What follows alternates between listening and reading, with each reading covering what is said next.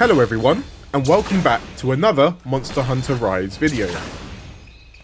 Today we're going to be breaking down what the wire bug is, how it works, and how to effectively add this new tool to your hunting tactics.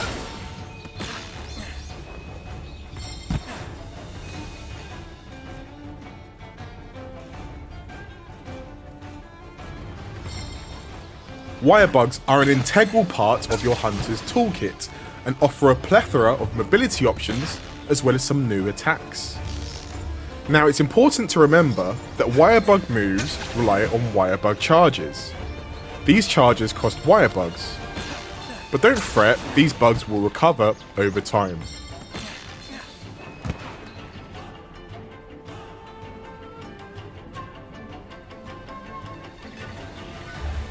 The ZL button is what we like to call the wire bug button.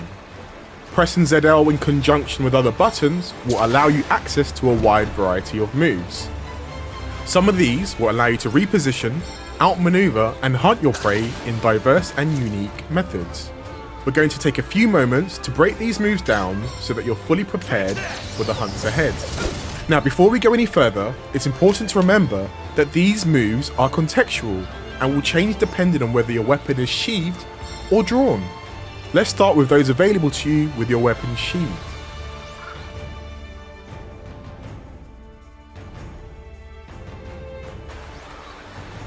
Pressing ZL and A on the ground will send you hurtling forward in the direction that your hunter is facing. This ability allows for fast repositioning either towards or away from the threats your hunter may be facing. Pressing ZL and X on the ground will send you in a diagonally upwards trajectory. This is an incredibly useful ability that will help you get aerial advantage over your targets, or quickly reposition to avoid incoming grounded attacks. Holding ZL and then pressing ZR will fire a wire bug in the direction of your reticule. This will propel you in that direction with greater precision than any of the other methods. In the air, pressing ZL and ZR again will operate exactly as before. However, pressing A or X whilst airborne will operate somewhat differently. Pressing ZL and X will keep you airborne and allow you to travel in the direction your hunter is facing. This is incredibly useful for maintaining mobility while staying airborne. Whereas ZL and A will send you diagonally towards the ground. This is perfect for those wanting access to grounded attacks and moves at a moment's notice. If you're having trouble remembering all of these, think of them like this. ZL and X will either get you airborne and keep you there, and that using ZL and A will keep you grounded or get you there. Pressing A whilst airborne will cause you to halt momentum and utilise a wire bug to hang in the air.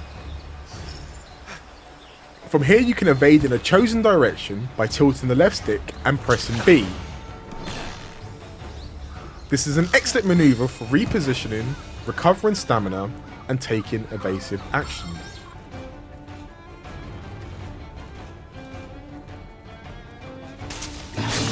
When knocked off your feet by monster attacks, you can use the wirefall technique to dust yourself off and get back into the fray. Press ZL and B whilst knocked over to reposition and save yourself from a monster's onslaught of attacks.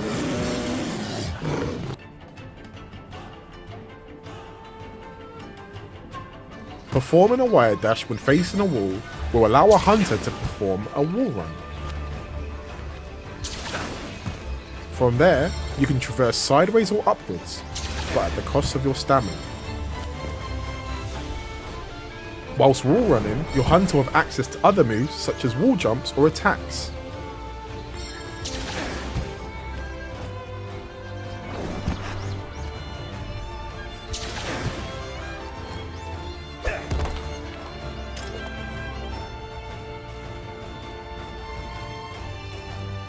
This is for my fellow hunters!